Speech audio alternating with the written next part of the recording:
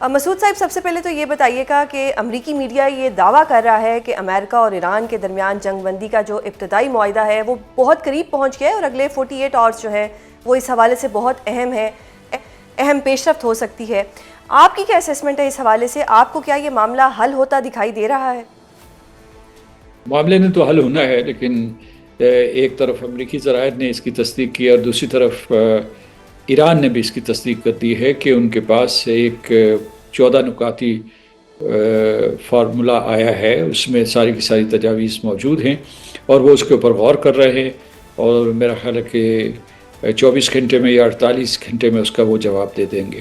تو یہ بہت ہی مثبت پیش رفت ہے پاکستان کے نقطۂ نظر سے جو ثالث ہے، اس کے بعد جو علاقائی ریاستیں ہیں ان کے نقطۂ نظر سے، اور بین الاقوامی برادری کے نقطۂ نظر سے. بالخصوص میں یہ کہوں گا کہ عالمی معیشت نے تھوڑا اطمینان کا سانس لیا ہے، اگرچہ صدر ٹرمپ کے ابھی بھی بہت سخت بیانات آ رہے ہیں، لیکن توقع یہ کی جا رہی ہے کہ یہ اس ڈرافٹ کے بعد ایران اور امریکہ کسی نقطہ اتفاق پہ پہنچ جائیں گے.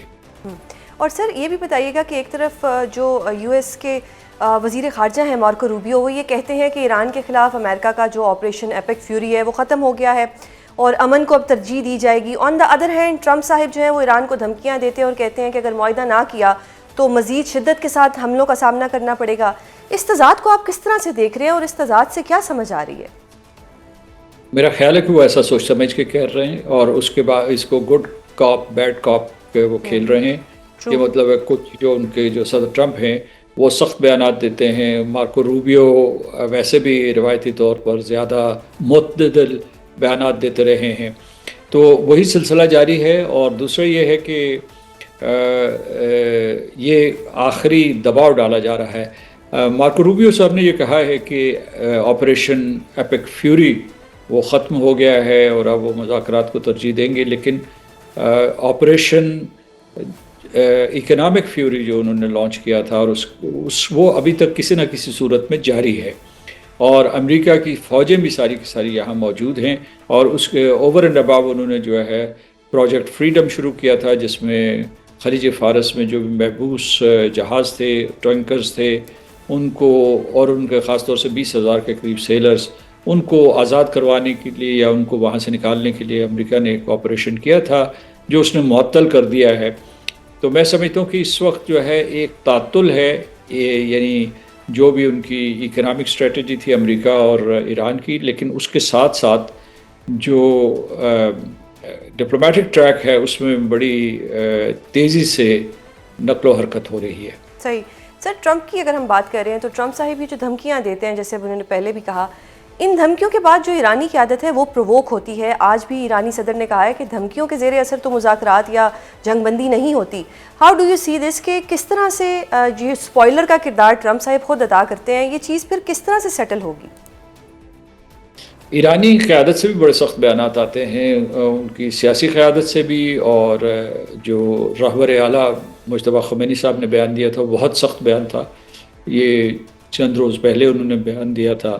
اور اس کے بعد اگر آپ دیکھیں کہ جو پاسداران انقلاب ہیں وہ تو کسی قسم کا کوئی لحاظ نہیں کرتے، اور وہ کہتے ہیں کہ ہم جو ہے امریکہ کے تمام فوجی اثاثوں کو تباہ برباد کر دیں گے، خلیجی ریاستیں جو ہیں ان کو بھی تباہ کریں گے اگر امریکہ نے کوئی اس قسم کا حملہ کیا. یہ ریزمپشن آف ہاسٹیلٹیز امریکہ کی طرف سے ہوئی. تو میں سمجھتا ہوں کہ یہ دونوں فریقین جو ہیں ایک دوسرے کے اوپر دباؤ ڈالنے کی کوشش کر رہے ہیں. امریکہ بھی برے طریقے سے پھنس گیا ہے اس جنگ میں، اور ایران کی بھی بہت تباہی ہوئی ہے. ایران جو ہے اپنے آپ کو مظلوم اور وکٹم کے طور پر پیش کر رہا ہے، کیونکہ وہ کہتے ہیں کہ یہ تو اسرائیل اور امریکہ نے مل کر ان کے اوپر حملہ کیا تھا، بلا جواز کیا تھا.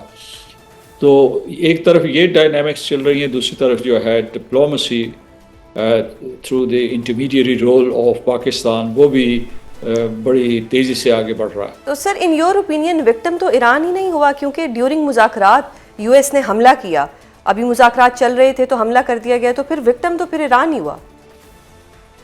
درست کہہ رہی ہیں آپ. اس کی وجہ یہ ہے کہ وہ مذاکرات کر رہے تھے، کیونکہ اس وقت جو مرکزی نقطہ ابھرا ہے محاصرہ اور ناکہ بندی، یہ تو بعد میں ہوئی نا، جو ایران نے آبدہ ہرموز کی ناکہ بندی کی، امریکہ نے جواباً جو ایک بلاکیڈ وہاں ڈپلوائے کیا. لیکن اصل چیز جو ہے وہ تو یہ تھی کہ وہ مذاکرات کر رہے تھے فروری میں اور ایک دوسرے کے قریب تھے، اور میں سمجھتا ہوں کم و بیش وہی نکات جو اس وقت ایران نے پیش کیے تھے اسٹیو وٹکاف کو اور جیرڈ کشنر کو، انہی کے ارد گرد کوئی معاہدہ ہوگا، اس سے زیادہ کوئی بڑا اضافہ نہیں ہو سکتا. تو اس لیے یہ جنگ بے جواز تھی، اس کی وجہ سے ساری کی ساری دنیا بہت پریشان ہوئی اور دنیا کے صارفین جو ہے برے طریقے سے متاثر ہوئے. تو یہ تو آپ صحیح کہہ رہے ہیں، لیکن یہ ہے کہ جب یہ حالت جنگ میں آ گئے تو یہ فریقین بن گئے، اور ایران کی یہ بھی کامیابی ہے کہ اتنے سخت حملے کے باوجود وہ اپنے پاؤں پہ کھڑے ہیں. قیادت تباہ و برباد ہو گئی ان کی، لیکن اس کے باوجود نہ صرف انہوں نے سروائیو کیا بلکہ قیادت مختلف سطحوں پہ وہ منتقل کرتے رہے، وہ فوج ہو، وہ سیاسی قیادت ہو، یا اس کے علاوہ جو ہے ان کی مذہبی قیادت ہو. اس میں کوئی انہوں نے کسی قسم کا کوئی خلا، کوئی ویکیوم ابھرنے نہیں دیا. تو یہ بھی ان کی بہت بڑی کامیابی ہے.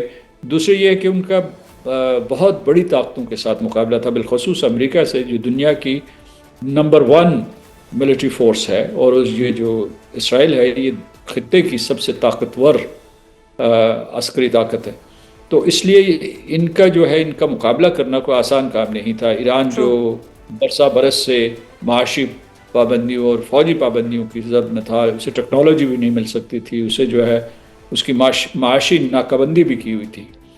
تو یہ آپ صحیح کہہ رہی ہیں کہ ایک ایران جو واضح طور پر مظلوم ہے، لیکن یہ ہے کہ یہ فریقین بن گئے ہیں اور اس بنیاد کے اوپر ایک دوسرے کے ساتھ نیگوشیشنز کر رہے ہیں ان کی فوجی استعداد میں عدم تناسب کے باوجود. صحیح. اچھا سر، ٹرمپ صاحب نے ریسنٹلی ایک انٹرویو دیا ہے نیو یارک پوسٹ کو، جس میں انہوں نے یہ بیان دیا ہے کہ ایرانی قیادت کے آمنے سامنے بیٹھنا اور اسلام آباد جانے کی تیاری کرنا ابھی بیفور دا ٹائم ہوگا. اس بیان سے کیا سگنل مل رہا ہے؟ ڈو یو سی کہ جو راؤنڈ 2 ہو سکتا تھا اسلام آباد میں، کیا وہ منعقد ہوتا ہوا آپ کو نظر آ رہا ہے؟ صدر ٹرمپ کے بیانات پہ نہ جائیے. بعض اوقات وہ کہتے ہیں کہ میں پاکستان جانے کے لیے تیار ہوں، پھر جو ہے 24 گھنٹے میں وہ کہہ دیتے ہیں کہ وہاں بھی جانا سود مند ثابت نہیں ہوگا. جو سب سے مضبوط اشارہ آیا تھا وہ ایران کی طرف سے آیا تھا، ان کا کہ 1 ہفتے کے اندر مذاکرات اسلام آباد میں ہو سکتے ہیں. تو بنیادی طور پر اس وقت جو ہے جو 14 نکاتی تجویز ہے امریکہ کی طرف سے، وہ تہران میں زیر غور ہے، اور جیسا کہ میں نے کہا کہ اگلے 2 دنوں میں اس کے بارے میں رد عمل آ جائے گا. میرا اپنا یہ اندازہ یہ ہے کہ عباس عراقچی جو بیجنگ میں تھے، ان کی واپسی پر اور اس کے بعد جب ان کو ڈی بریف کیا جائے گا قیادت کو یہاں کہ چین کا کیا رول ہے، اور یہ بھی وہ اسیس کریں گے کہ اس پورے کے پورے معاہدے میں چین کا، روس کا، یورپین یونین کا، دوسرے ممالک کا کیا کردار ہوگا. تو یہ جب اس کا وہ پورے طریقے سے احاطہ کر لیں تو بیٹھ کے فیصلہ کر لیں گے کہ وہ کیا جواب دینا ہے. تو اگر واقعی کوئی جس طریقے سے جو ایک ہائپ پھیلی ہے پورے کے پورے ویسٹرن میڈیا میں کہ ایک میمورینڈم آف انڈرسٹینڈنگ کے اوپر دستخط ہونے والے ہیں،